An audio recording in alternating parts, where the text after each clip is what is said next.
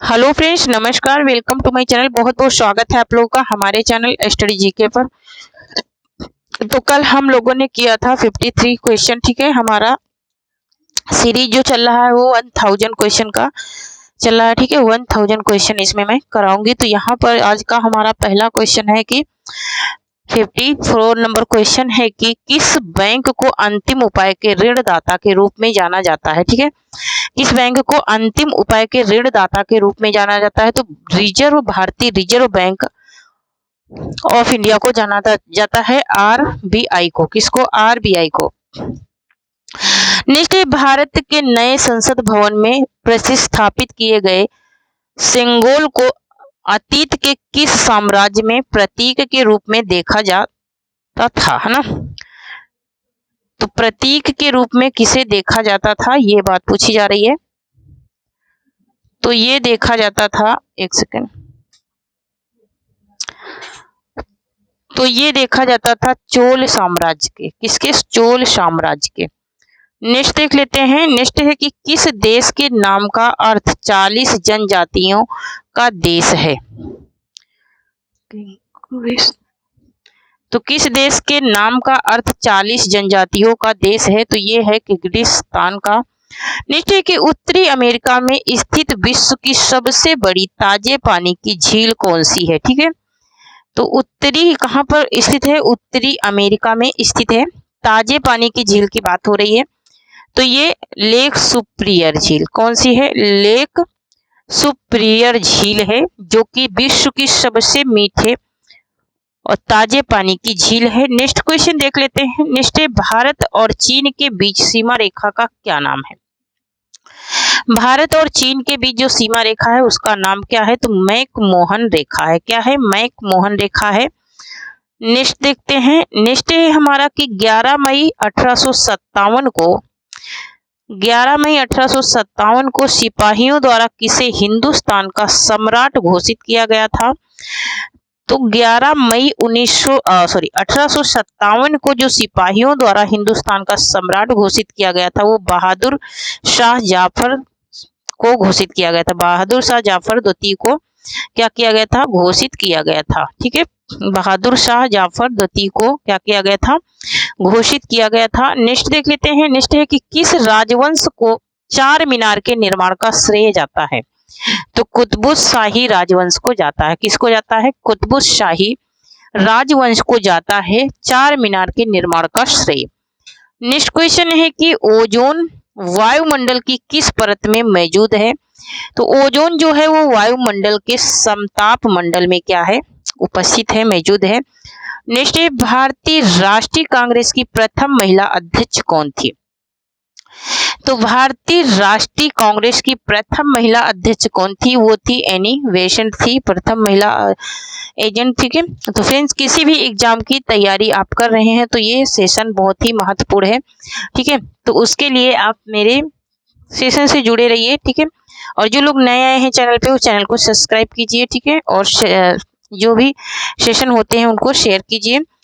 कोई भी एग्जाम आप देने जा रहे हैं, गवर्नमेंट एग्जाम कोई भी देने जा रहे हैं, उसके लिए ये बहुत ही हेल्पफुल आप लोगों को क्लास हो पाएगी। ठीक है, और ज़्यादा कुछ पढ़ना भी नहीं है, आप लोगों को वन लाइनर में आपका संपूर्ण तैयारी हो जाएगी। इससे बाहर क्वेश्चन कहीं भी नहीं जाएंगे, आपको देखने को ये क्वेश्चन मिलेंगे ही मिलेंगे। ठीक है, तो नेक्स्ट देख लेते हैं।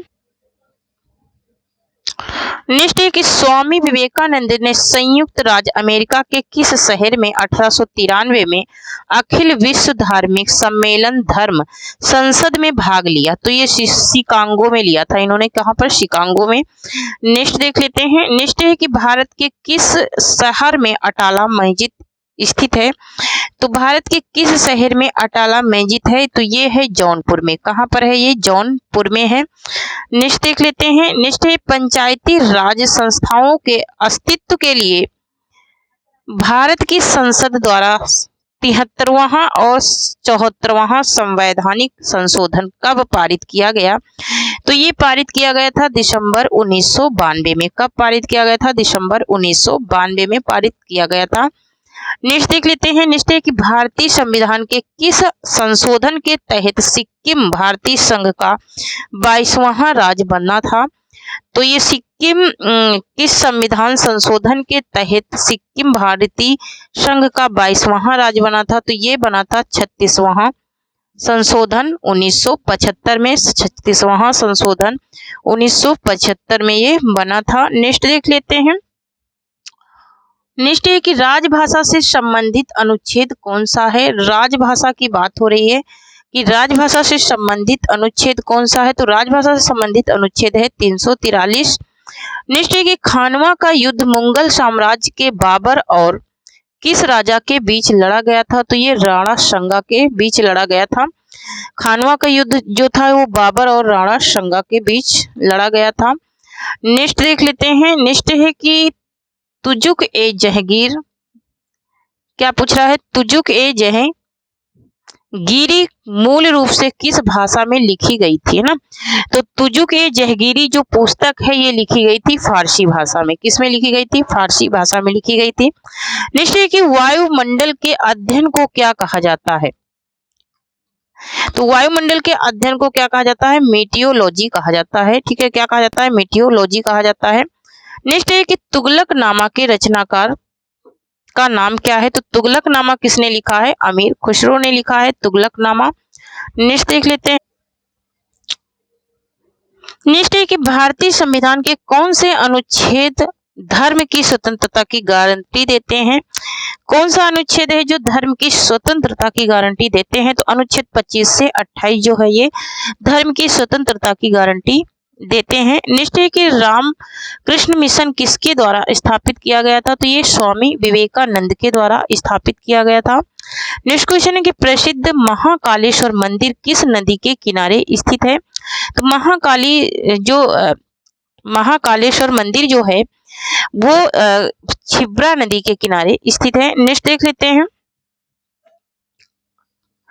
नेक्स्ट है कि भारतीय संविधान के किस अनुच्छेद के अंतर्गत भारत का दायित्व है कि वह बाह्य आक्रमण एवं आंतरिक अशांति से राज्यों की रक्षा करे? तो ये अनुच्छेद 355 में है। किसमें है? अनुच्छेद 355 में है। नेक्स्ट है कि कौन सी नदी मकर रेखा को 2 बार काटती है? ठीक है, कौन सी नदी है जो मकर रेखा को 2 बार काटती है? वो है लिपोपो नदी। कौन सी है? लिपोपो नदी है। नेक्स्ट देख लेते हैं।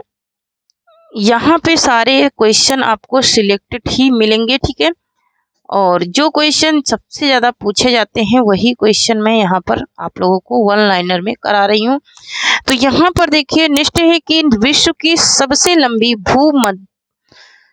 भूमि रेखा किन 2 देशों के बीच है? ठीक है, तो ये कनाडा और यूएसए के बीच है। किसके बीच है? कनाडा और यूएसए के बीच है। नेक्स्ट है कि विश्व का एकमात्र तैरने वाला राष्ट्रीय उद्यान कीबुल लामजाओ नेशनल पार्क कहाँ स्थित है? तो ये स्थित है मणिपुर में। मोस्ट इंपोर्टेंट है ये मणिपुर में कहाँ स्थित है? तो ये मणिपुर में स्थित है। कहाँ पर? मणिपुर में स्थित है। नेक्स्ट देख लेते हैं। नेक्स्ट क्वेश्चन है हमारा कि एक सेकेंड।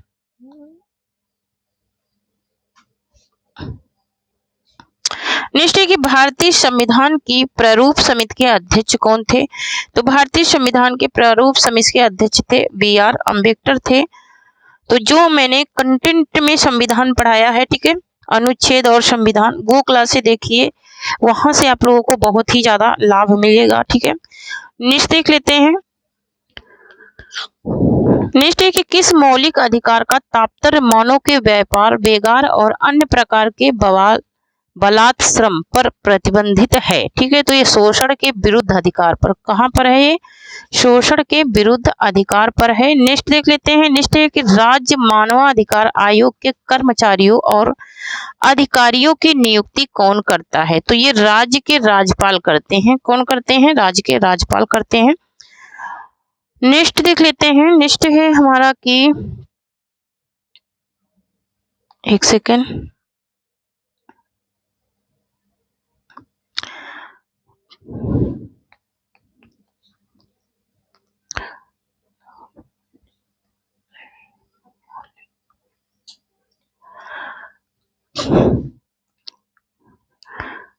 नेक्स्ट एक the future Himalaya Indian Tibet child 1949 नामक पुस्तक के लेखक कौन है? तो ये है निरुपमा राव है। नेक्स्ट देख लेते हैं।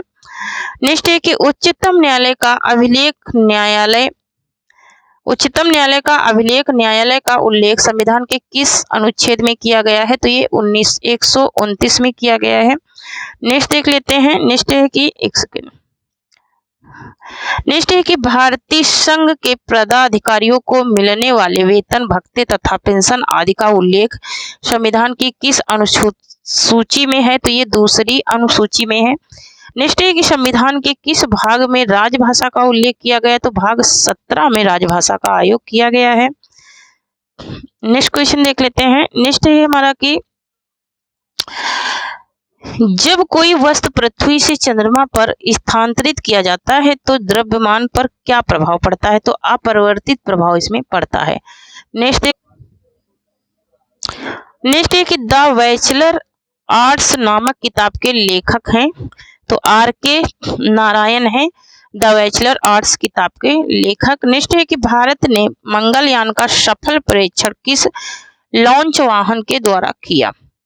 तो किस लॉन्च वाहन के द्वारा इन्होंने किया? PSLV XL C-25 के द्वारा। नेक्स्ट देख लेते हैं। नेक्स्ट है कि भारत ने पहला परमाणु परीक्षण कब किया? तो भारत ने पहला परमाणु परीक्षण किया था 18 मई 1974 को। नेक्स्ट देख लेते हैं। नेक्स्ट है कि जलियांवाला बाग हत्याकांड के बाद किसने नाइटहुड की उपाधि को वापस कर दिया था? तो ये रविन्द्रनाथ टैगोर ने किया था। नेक्स्ट देख लेते हैं। नेक्स्ट है कि कंगेर घाटी राष्ट्रीय उद्यान किस राज्य में स्थित है? तो ये कहाँ पर स्थित है? ये है छत्तीसगढ़ में। नेक्स्ट देखते हैं। नेक्स्ट है हमारा कि विश्व वानिकी दिवस प्रतिवर्ष किस तिथि को मनाया जाता है? तो विश्व वानिकी दिवस जो है ये 21 मार्च को मनाया जाता है। नेक्स्ट है कि ब्रोकन विग नामक पुस्तक के लेखक कौन है? सरोजिनी नायडू की ये पुस्तक है।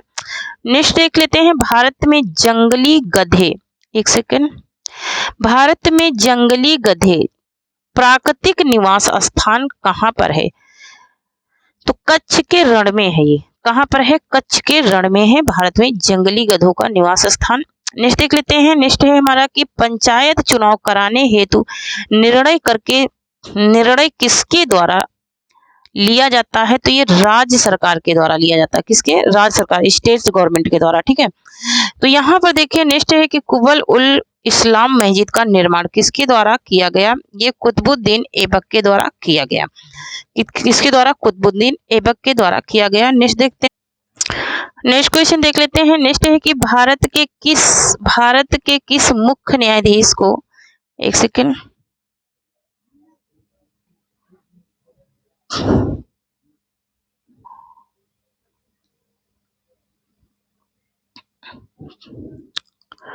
नेक्स्ट क्वेश्चन है भारत के किस मुख्य न्यायाधीश ने भारत के राष्ट्रपति के रूप में भी काम किया है? तो ये जस्टिस मिस्टर हिजाउद्दौला ने किया है। नेक्स्ट है कि संस्कृत भाषा में लिखी प्रसिद्ध रचना गीत गोविंद के रचनाकार कौन है? तो वो है जयदेव हैं। नेक्स्ट देख लेते हैं। नेक्स्ट है कि बिस्मिल्लाह खां का संबंध किस वाद्य से है? तो बिस्मिल्लाह खां का जो संबंध है वो शहनाई से है।